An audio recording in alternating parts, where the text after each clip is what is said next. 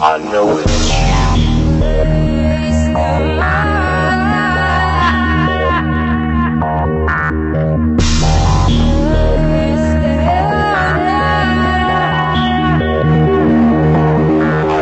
Now this was an opportunity that was just too hard to resist. We were at a racetrack with Bajaj's fully faired Pulsar RS200. We pitted it against its closest rival for the street, the Yamaha R15, and well, the RS200 came up ahead.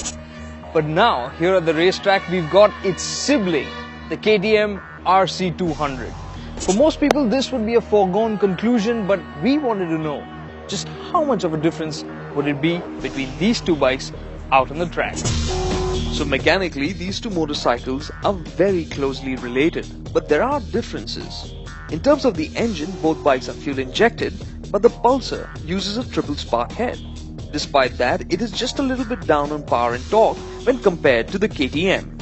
However, the RS's big disadvantage is that it is heavier by 11 kilograms. Okay, that's the basic information that we need to know before hitting the track. Now it's time to head out, and we're going to start with KTM's RC200. Out on the track, the RC200 is ever so impressive.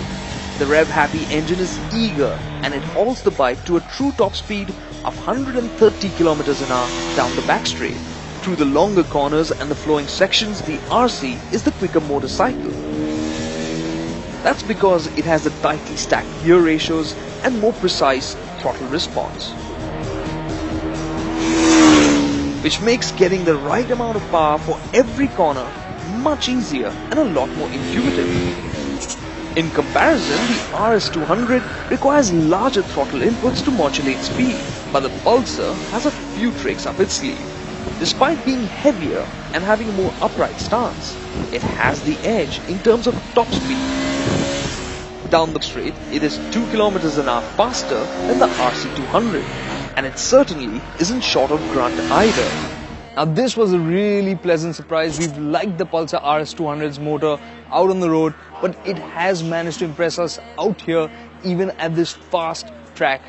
What was impressive was it has, yes, a higher top speed, but more than that, the motor just feels so willing. It just gives you the grunt you need to ride out of corners really quickly and helps you build speed really fast. But is all that added performance everything it needs? The next aspect, of course, is how these two motorcycles handle. So let's see how these two bikes fare. In terms of handling hardware, the notable differences between these two motorcycles are these.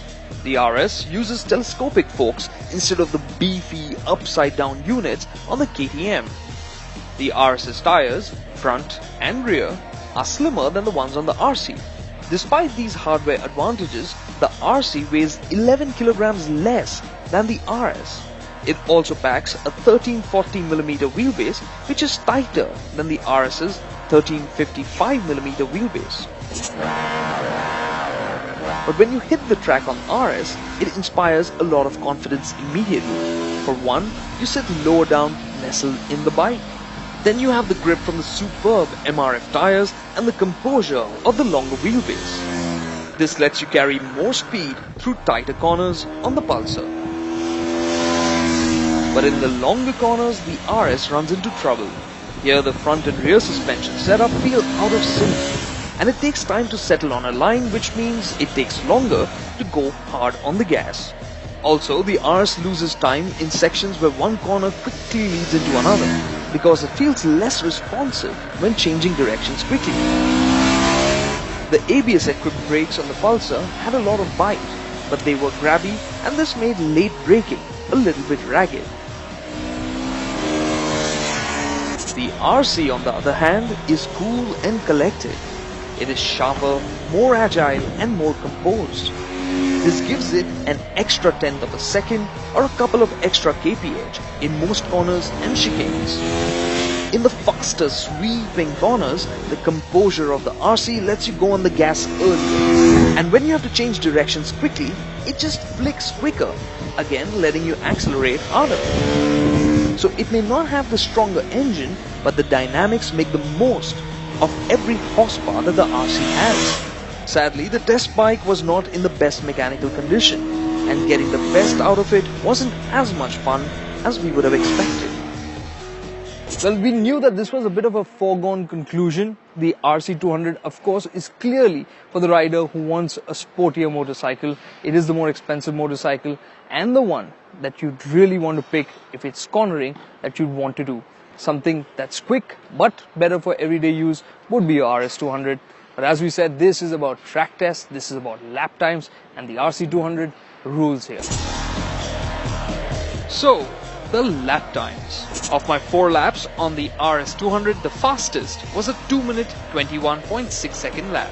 Meanwhile, the KTM RC200 was a second and a half faster, with the best time of 2 minutes 19.98 seconds. More importantly, national champion K. Rajani's lap time of 2 minutes 10.5 on the RC200 was 3 seconds faster than his time on the Pulsar RS200.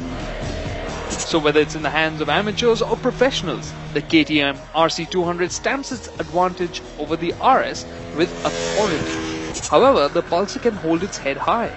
After all, it's been designed for all seasons of motorcycling, so its lap time shows that its full fairing has been well earned.